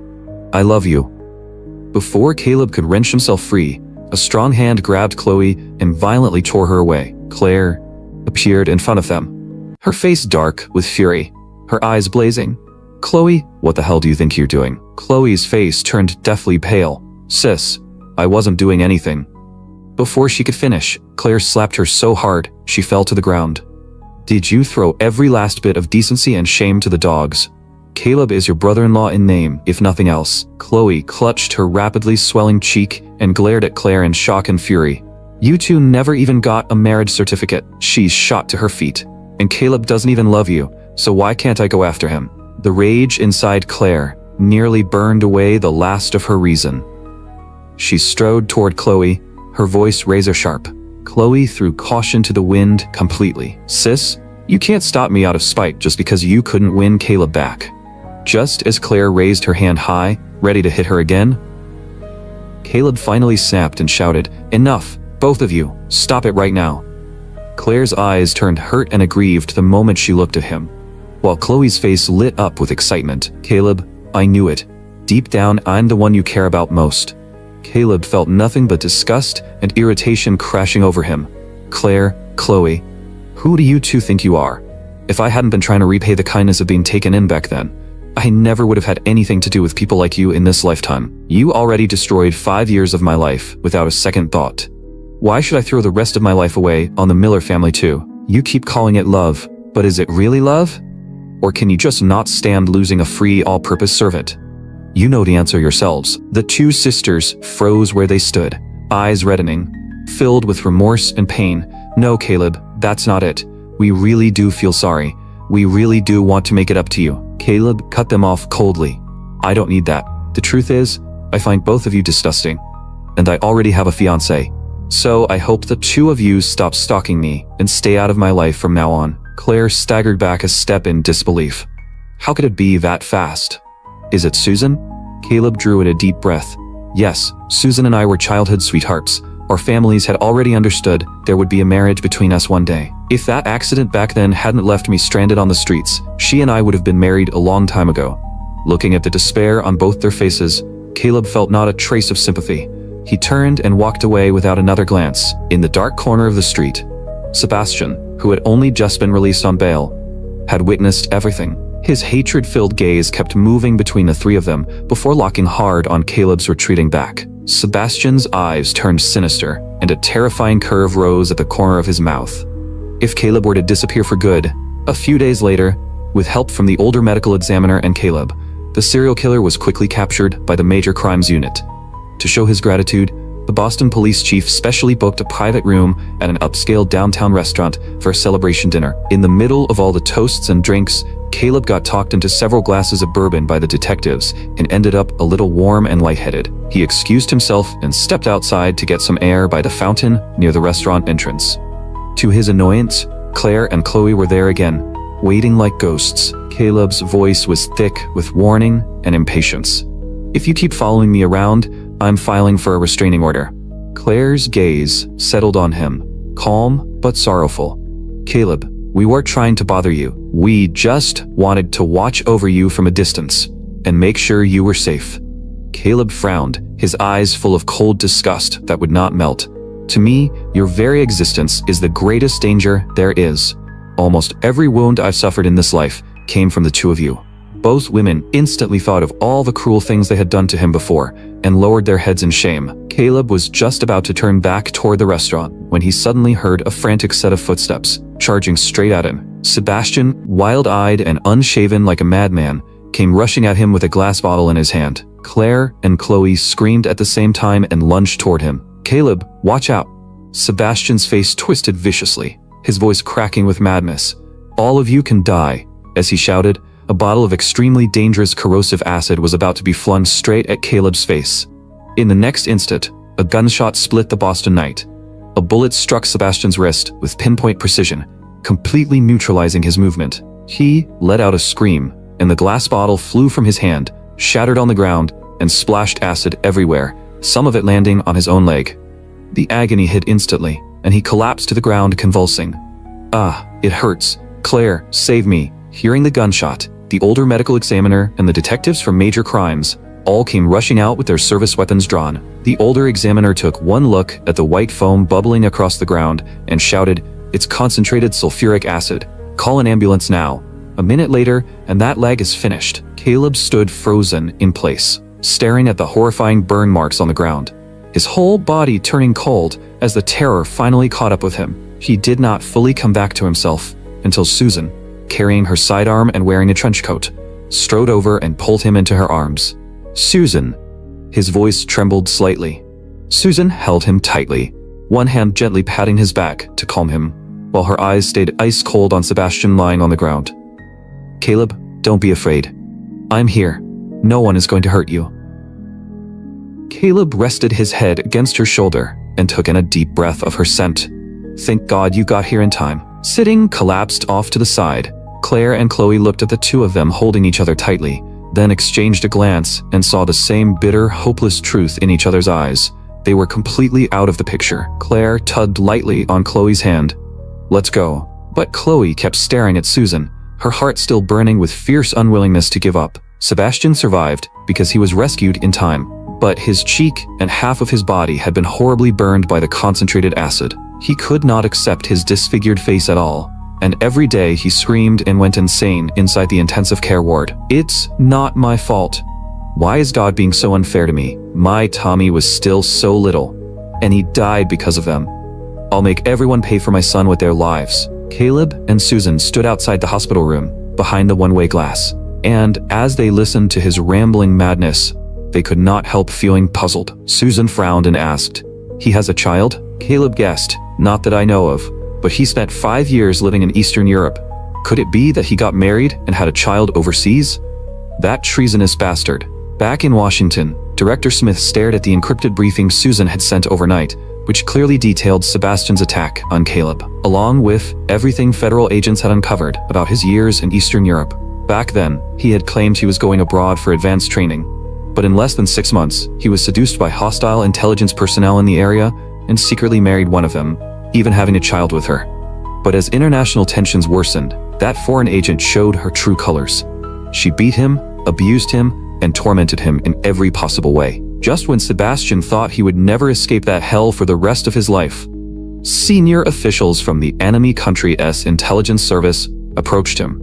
and coerced him into sneaking back into the United States to steal Pentagon military intelligence for them.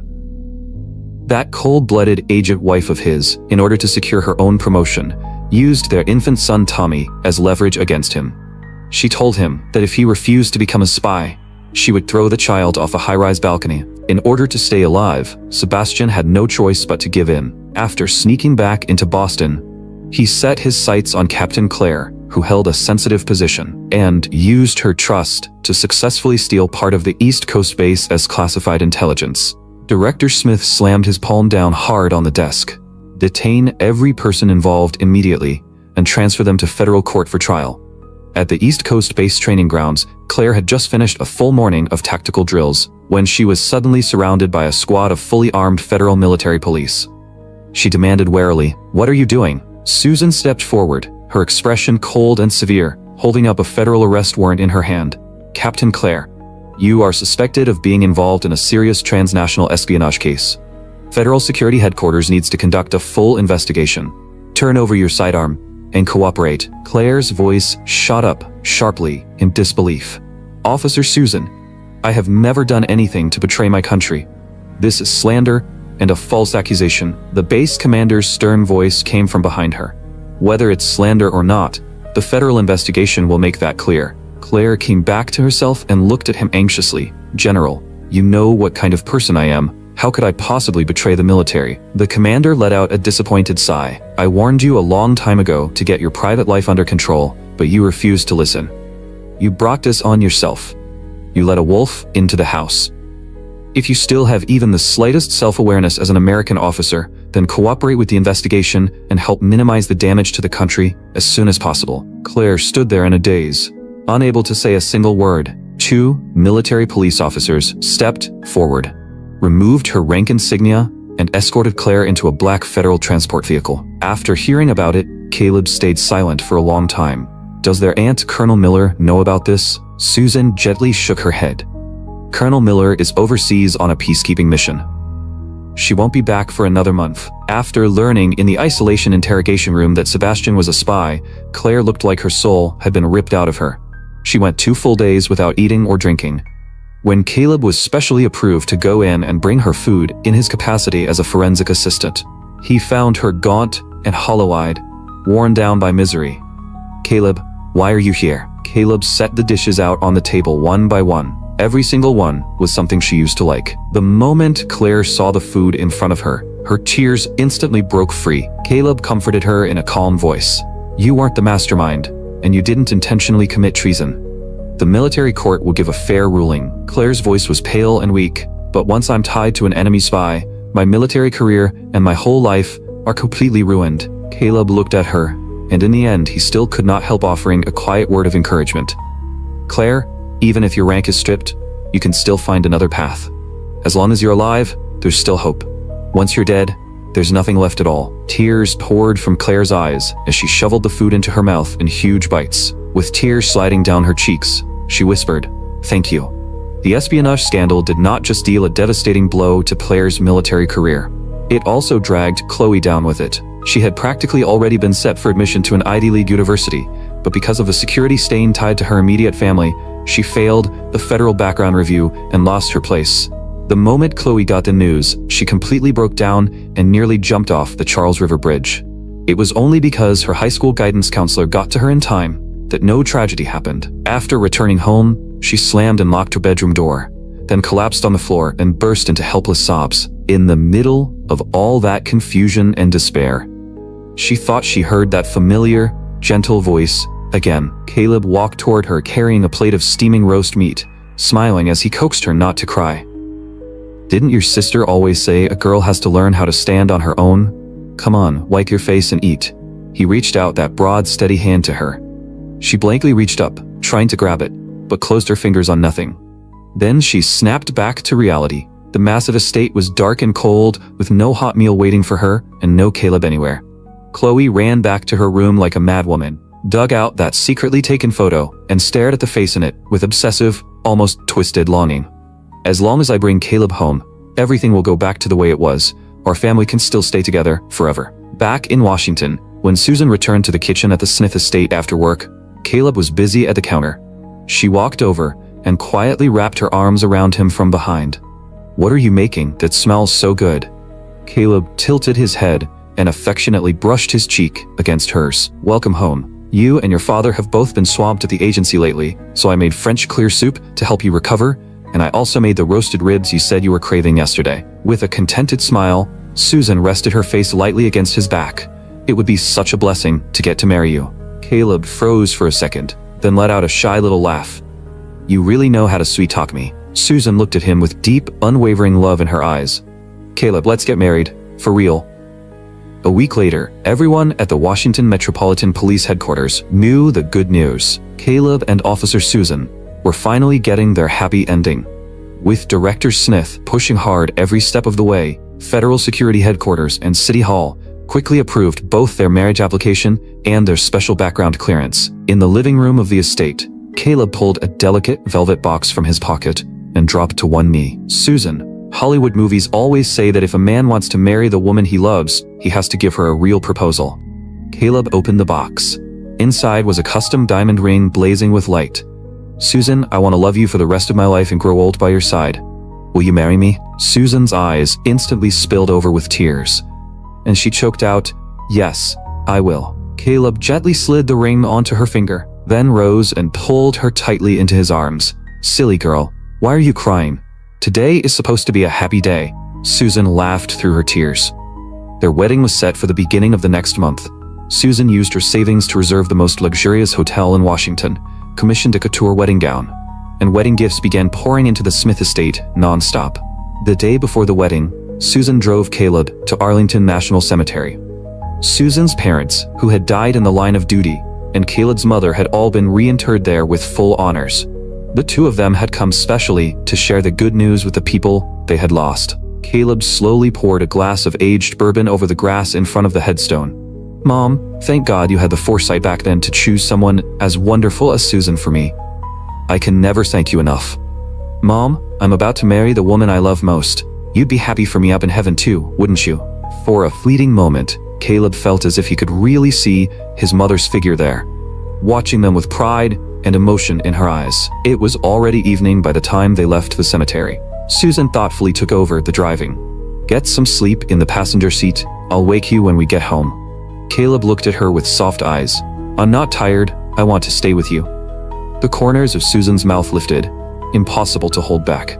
"It really feels like all of this is the most beautiful dream I've ever had." Caleb leaned over and kissed her softly on the cheek. "So, does it still feel like a dream?" Susan's eyes curved into a smile, and just as she was about to answer, a heavy pickup truck suddenly tore out of the side lane at the intersection, like a maniac. In the blinding flash of headlights, Caleb clearly saw Chloe's face in the driver's seat, twisted into something vicious by pure jealousy.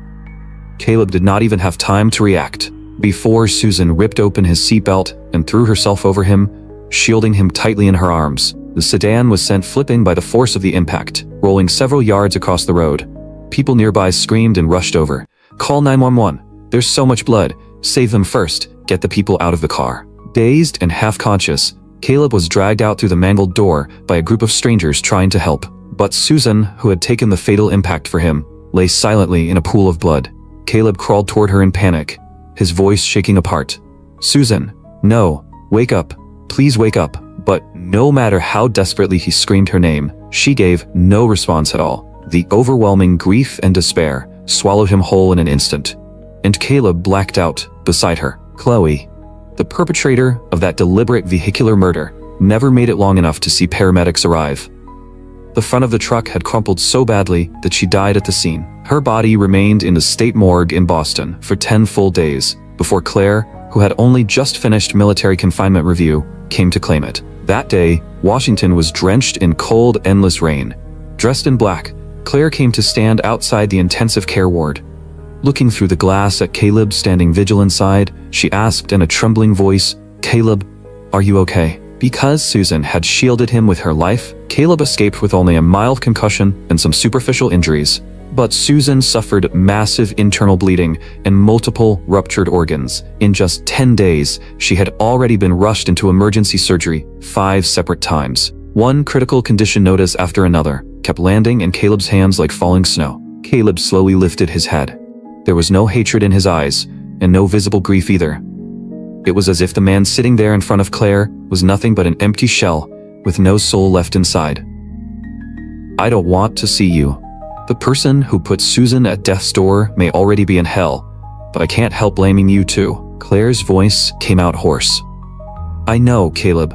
I just wanted to say I'm sorry, on her behalf. Caleb turned to look at Susan on the hospital bed, a ventilator covering her face. I will never forgive her. Not in this life or any other. Holding her sister's ashes in her arms, Claire staggered out of the hospital like a ghost. Caleb took an indefinite leave from the police department and stayed in the ICU day and night, caring for Susan. Holding her cold hand, he told her story after story from their childhood at the orphanage, trying to call her consciousness back from the darkness. Susan was such a little menace when she was a kid. She hated having her hair brushed, so she used to sneak around with scissors and hack it off herself until it looked like a lawn chewed up by a dog. The director finally gave up and shaved her head completely. That winter, just about everyone in the neighborhood saw you running around with your little bald head red from the cold. The other kids in the community used to make fun of me for it. They said I was going to grow up and marry a little nun. I got so mad that I told you, Susan, if you didn't grow your hair out, then I wasn't going to marry you. At that very moment, Susan's eyelashes trembled ever so slightly, and then her weak eyes slowly opened. Through the oxygen mask, she finished his sentence in a faint, fragile voice. Every time you threatened me with that, I got too scared not to listen. I never cut my hair short again after that. Caleb froze. His tears reacted faster than his mind did, dropping one after another onto the back of her hand. He gripped Susan's hand so tightly it hurt, crying so hard the words nearly broke apart. Susan, if you didn't wake up, I really wasn't going to marry you. Tears spilled from Susan's eyes too, and she smiled weakly. Yeah, I know. That's why I fought so hard to wake up.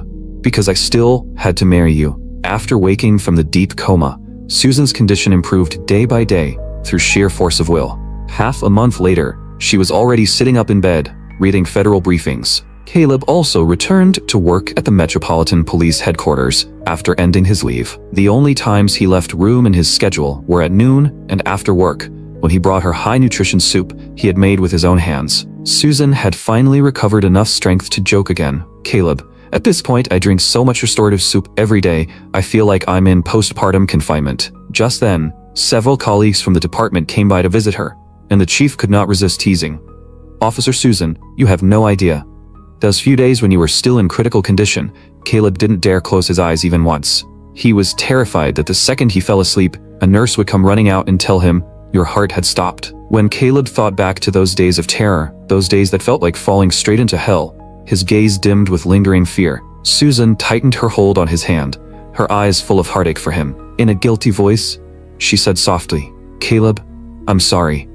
If you hadn't unbuckled your seatbelt and thrown yourself over me to protect me, I'd be the one in that hospital bed right now, or in a grave.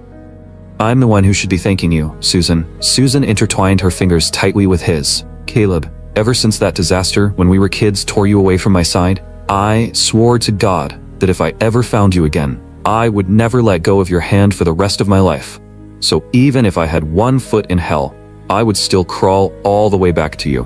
By the time Susan was fully discharged and recovered, Washington had already entered the height of summer. Georgetown University launched a new advanced forensic science program and specially invited Caleb, now the star forensic examiner of the department, to serve as a visiting professor and teach 3 major lectures each week. One evening, Susan drove her sports car to the university gates to pick him up, wearing a custom-tailored business suit. She stood out so brilliantly among the passing college students that it was almost unfair. When the class bell finally rang, Caleb walked out of the academic building surrounded by an enthusiastic crowd of students. The soft evening sunlight fell across his sharp features, making him look so radiant that it was hard to look away. Susan's clear voice rang out through the crowd. Caleb. Caleb had been answering a student's question, but the moment he heard Susan's voice, an unbelievably gentle smile appeared on his face. Susan, you're here. The two of them were both strikingly beautiful and impossibly elegant. Standing together, they looked like a couple straight out of a Hollywood film, leaving the students around them openly stunned. One bold female student asked with shameless curiosity, Professor Caleb, Officer Susan, when are you two finally having the wedding? Caleb blinked, suddenly unsure how to answer. Their grand wedding had originally been cancelled because of the horrific crash, Now that half a year had passed, he still did not know whether Susan had fully healed from the trauma, so he had never dared bring up rescheduling it. "Do you all want to see something?" Susan laughed lightly, and like a magician revealing the final trick, pulled a stack of gold-embossed invitations and boxes of handmade luxury chocolates out of her designer bag. The students immediately lit up and crowded forward to take them. Once they saw the invitations, they excitedly told the couple, "Professor Caleb, Officer Susan, we'll definitely be at the church to give you our sincerest blessings." Caleb looked just as shocked as the students did. "Susan, what is this?" A sly smile danced in Susan's eyes. "Our long overdue wedding, of course. When did you secretly prepare all this? And how did you keep it hidden so well?" Caleb lightly pinched her cheek and put on a mock interrogation tone. "Confess now, and I might go easy on you. Otherwise?" Susan raised both hands with a laugh in exaggerated surrender.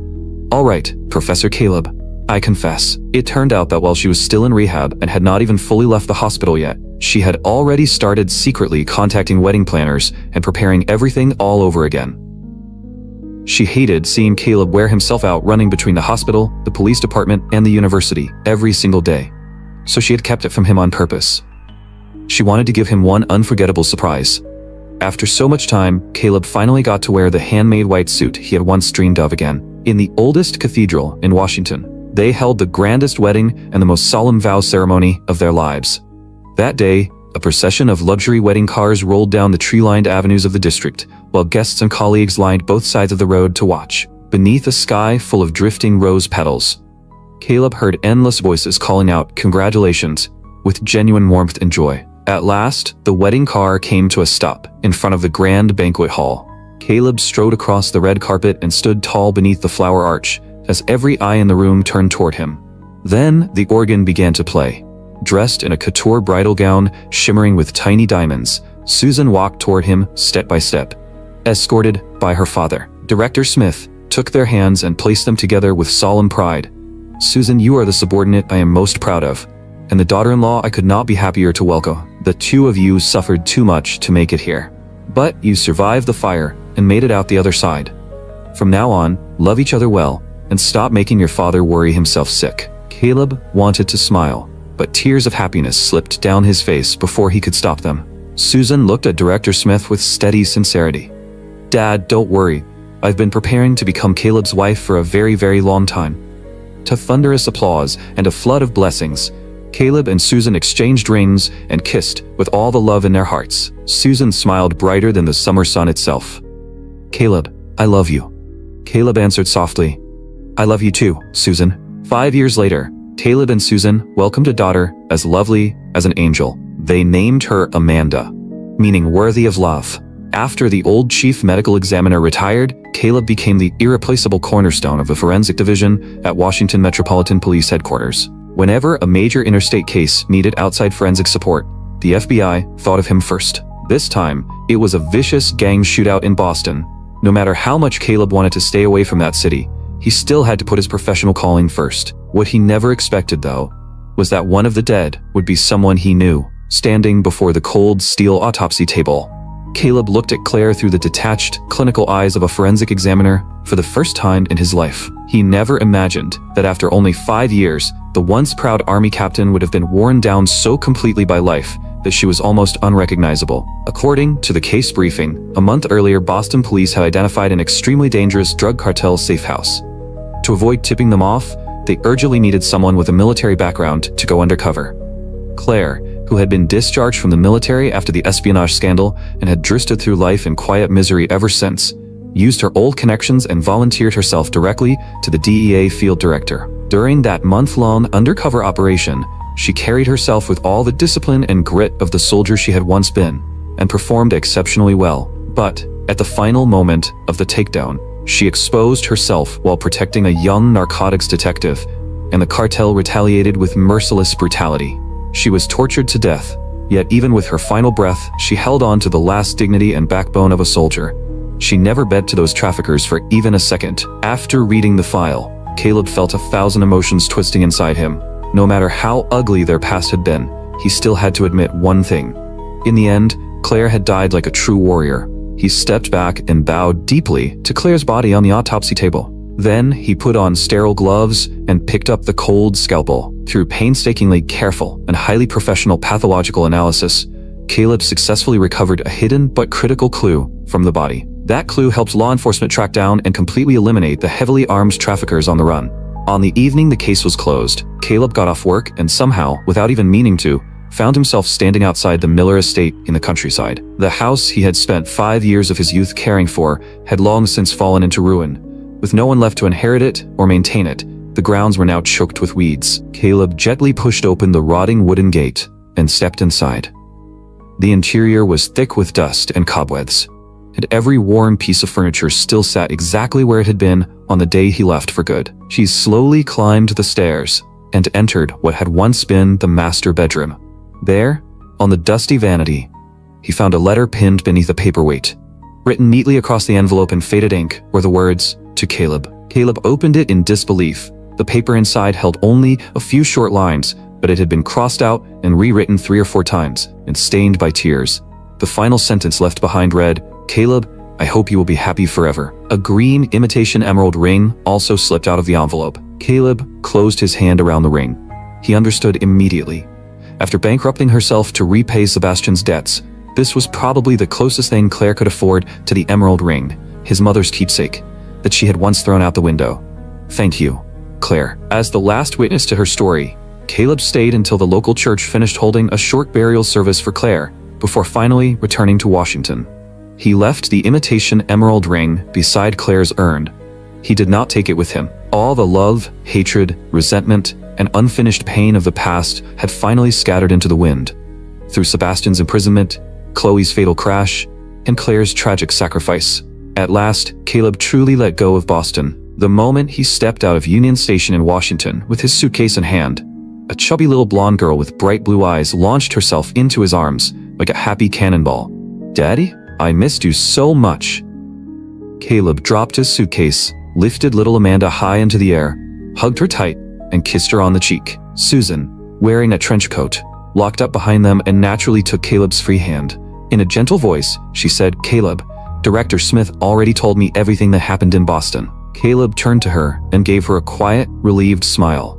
"Don't worry, Susan. It's over now. I'm okay." Susan studied his expression carefully, and only after seeing nothing in his eyes but peace and contentment with the life he had now, did she finally smile with helpless tenderness. Hand in hand, the 3 of them walked slowly toward home. Another spring came, warm and bright. Caleb walked along the Potomac, holding his beloved wife Susan with one hand, and his lively little daughter Amanda with the other. He took a deep breath of the air scented with cherry blossoms, and felt nothing but calm time, quiet years, and peace all around him. No matter what storms he had once endured, he knew one thing for certain: tomorrow in Washington would still be another beautiful day full of sunshine.